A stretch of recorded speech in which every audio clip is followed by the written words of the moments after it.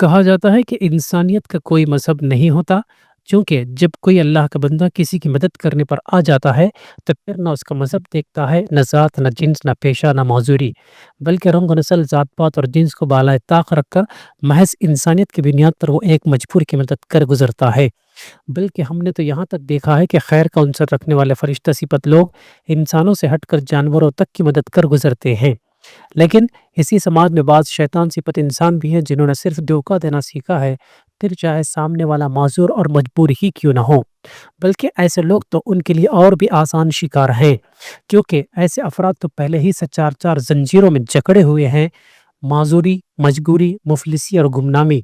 वक़ाबाज़ अफराद से मुकाबला करना वैसे भी मुश्किल है, अब सोने ते सुहागा इन ज़ंजीरों के होते हुए भला अंधे और बहरे कानून के सामने कौन सर पौड़ी करेगा। एक दौर वो था कि जब कोई मुतासरा शख्स दाद-रसी के लिए आता, तो हुक्मरान या काज़ी शहर तफ़सील से उसकी बात सुनता और बउजलत मुमकिना उसको इंसाफ दिलाया जाता।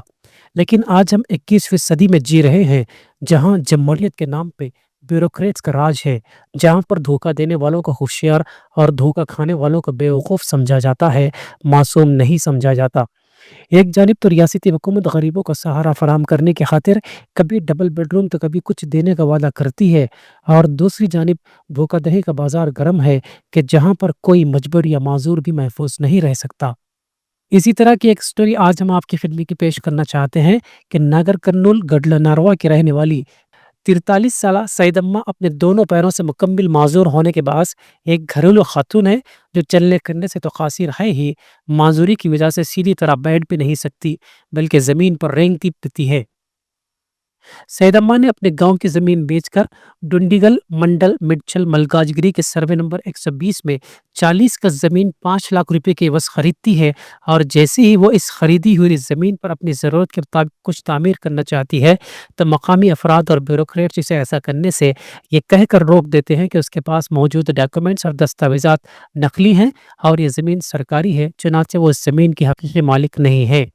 माज़ूर सैयद अम्मा को जब इस बात का पता चलता है तो वो परेशान हो जाती है, लेकिन हिंदुस्तान में कानून का वजूद और उसकी बालादस्ती का एहसास उसकी हिम्मत बांधे रखता है, और वो सीधे डिस्ट्रिक्ट कलेक्टर गौतम पोत्रो आईएएस से मुलाकात और इंसाफ के लिए दफ्तर पहुंचने का इरादा कर लेती है।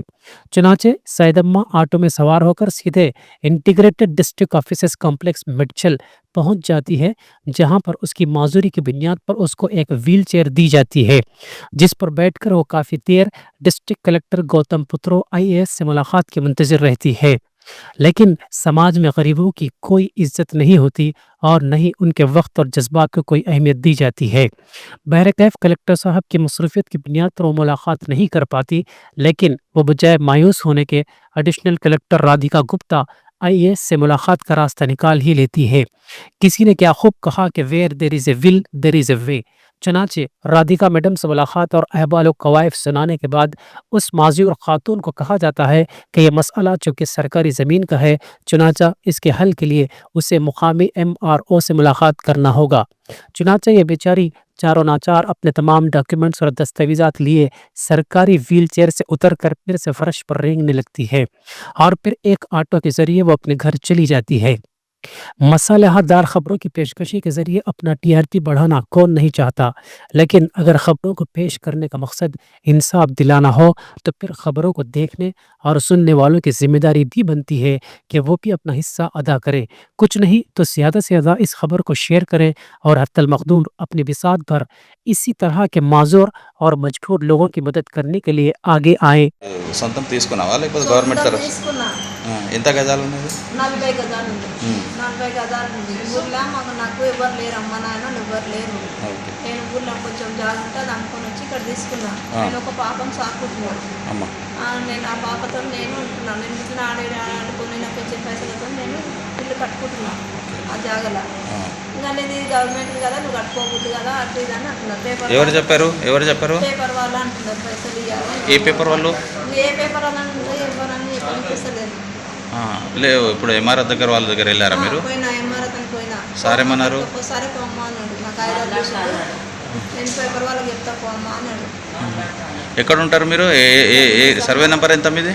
కంటిమేసం అది 120 కాలనీ ఏరియా పేరు? సాయిపూర్ కాలనీ. అయితే మీరు ఈ కాగితం ఏమున్నాయి దానిలో? దీన్ని నాకు అదే దాన్ని ఉంది. ఏమున్నాయి చూపించారు? ఈ కొనుక్కున్నదా? కొనుక్కున్నాను. అయితే ఎవరు కట్టేదానికి ఇస్తలేరు వాళ్ళు? ఎంఆర్ఓ సార్ కట్టుకోమంటున్నాను, పేపర్ వాళ్ళే ఊకగలిగినారు. కావాలైనా నువ్వు కట్టుకోవద్దమ్మా, పేపర్ వాళ్ళు వద్దు అంటున్నారు, కట్టుకోవద్దు అని. పేపర్ వాళ్ళతో వాళ్ళకు ఏం సంబంధం మీకు? గవర్నమెంట్ సొమ్ము కదా, కట్టుకోవద్దు అంటున్నారు. ఎంత కొనుక్కున్నారు మీరు? ఎవరి దగ్గర కొనుక్కున్నారు అది? ఒక ఆమె అమ్మింది, ఆ? ఒక వేరే వాళ్ళు అమ్మింది. ఎప్పుడు కొనుక్కున్నారు అది? నిన్న మమ్మీ ఎంత ఎంత ఏమో ఎంతనో అంత పెట్టుకుంటున్నాను. ఏమా ఎంత డబ్బులు ఎంత ఇచ్చారు మీరు? డబ్బులు లాగా 5 లక్షలు అయింది. 5 లక్షలు ఇచ్చారా? మీ పేరేంటమ్మా? నా పేరు సైలమ్మ.